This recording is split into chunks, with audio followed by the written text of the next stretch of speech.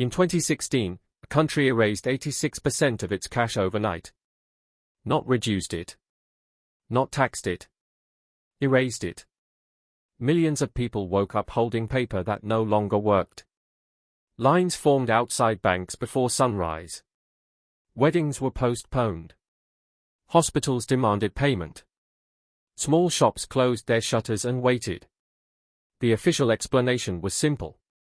Fight corruption. Crush black money. Modernize the economy. But what actually happened next is far more complicated. And it didn't just happen there. Over the past decade, governments from India to Sweden to Nigeria have moved, aggressively, toward a world with less cash. Some tried to eliminate it. Some tried to starve it. Some simply made it inconvenient. The promise was always the same. Efficiency. Transparency. Control. But control cuts both ways. This matters now because cash isn't just paper. It's the last financial tool that doesn't require permission. And that creates tension in a world where governments and central banks increasingly rely on digital levers to steer entire economies. To understand what happens when a country tries to ban cash, we have to start with a simple question: what is cash really doing in an economy? Cash is anonymous settlement. No intermediary. No database. No approval. When you hand someone a banknote, the transaction ends there. Instantly. Digital payments are different. They pass through banks, payment networks, regulators, data centers.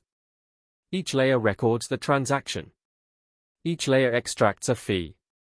Each layer introduces the possibility of delay or denial. For governments, that's not a bug. It's a feature. A digital system is visible, taxable, trackable, freezable. Cash is none of those things. Now imagine you running a country with a large informal economy, where a significant percentage of transactions happen off the books. From your perspective, cash isn't freedom. It's leakage. That was the logic in India in November 2016. The government announced that its two largest banknotes would cease to be legal tender within hours. The goal was to destroy undeclared wealth, so-called black money, and push citizens into digital payments. The move affected roughly 1.3 billion people. Banks were overwhelmed. ATMs ran dry. Rural areas struggled the most. Here's the uncomfortable math. Most undeclared wealth in that economy wasn't stored in piles of cash. It was held in real estate, gold, offshore accounts. Cash was a small slice. Yet the shock hit everyone equally. Small businesses that operated on thin margins collapsed. Daily wage workers lost income overnight. Informal credit networks froze. Digital payment companies, on the other hand, saw explosive growth. Transaction volumes surged. New accounts multiplied. Investors celebrated. The intended target absorbed the shock. The unintended targets felt it immediately. And over time, nearly all the invalidated cash eventually returned to the banking system. Which suggested something important. If the goal was to permanently extinguish hidden wealth, the outcome was limited. But if the goal was to force behavioral change, to push an economy toward traceable digital payments, that worked. The winners were platforms, banks, data collectors. The losers were those who relied on frictionless anonymity. Now contrast that with Sweden. Sweden didn't ban cash overnight. It simply made it unnecessary. Over the past 2 decades, digital payment systems expanded so smoothly that cash usage collapsed on its own. Many retailers stopped accepting banknotes. Public transport went fully digital. Banks removed physical cash services. By the early 2020s, cash represented only a tiny fraction of transactions. It looked like a success story. Low crime. High trust. Technological efficiency. But then something unexpected happened. Authorities began worrying about resilience. What happens during a cyber attack? A power grid failure? A geopolitical crisis? If every transaction depends on digital infrastructure, the disruption becomes systemic. Cash, ironically, became a form of backup. Infrastructure. A low-tech hedge against high-tech fragility. The country that nearly eliminated cash began encouraging citizens to keep some on hand. Not for convenience. For national security. Now consider Nigeria. In 2023, the government redesigned major banknotes and sharply limited old ones. The stated aim was to fight inflation and reduce cash hoarding ahead of elections. In practice, severe shortages emerged. Long queues returned. Protests erupted. Courts intervened. Digital alternatives weren't evenly accessible. Rural regions suffered disproportionately. Trust eroded. And here's the pattern that keeps repeating. When a government restricts cash, it shifts power toward the formal financial system. That means banks gain deposits. Payment processors gain volume. Governments gain visibility. But citizens lose optionality. Optionality is rarely discussed in policy speeches. It's the quiet ability to transact without being recorded. The ability to hold value outside a system that can freeze accounts.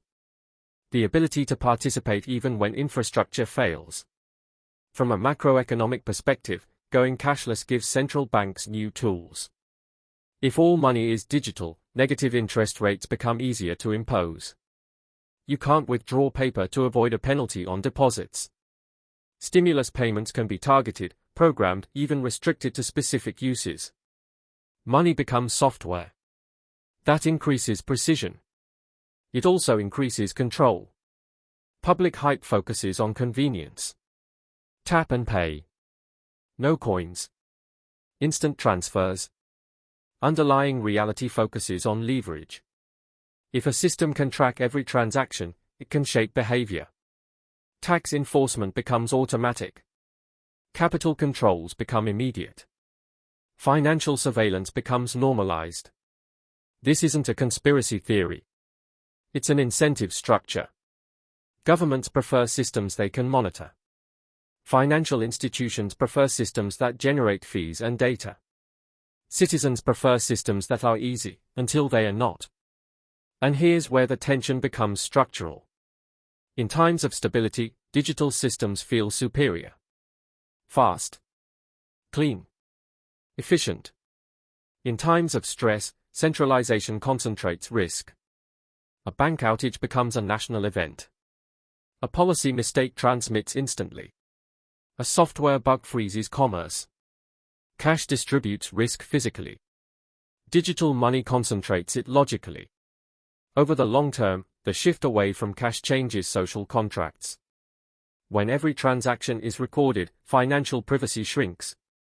When every deposit sits inside a regulated institution, exit options narrow. When central banks explore digital currencies, the line between public money and programmable policy blurs further. The winners in a cashless world are those integrated into the formal system. Salaried workers. Large corporations. Tech platforms. Governments. The losers are often those on the margins. Informal workers. The elderly. The undocumented. People in regions with unstable connectivity. Ironically, the stated goal is often inclusion. Bring everyone into the banking system. But forced inclusion can feel like forced exposure. And exposure changes behavior. People adapt. They find substitutes. Cryptocurrencies. Foreign currency. Barter networks. Shadow systems. Ban one form of anonymity and another tends to emerge. Because the demand for private exchange doesn't disappear. It migrates. The deeper question isn't whether cash is efficient. It's whether a society wants a financial system with no physical escape valve. Once cash falls below a certain threshold, rebuilding it is hard. Infrastructure disappears. Skills fade. Institutions adapt. The transition looks gradual. Until one day it isn't reversible. Countries that tried to ban or marginalize cash discovered something subtle. The economic effects were measurable. The social effects were harder to quantify. Trust moved. In some cases, toward institutions. In others, away from them.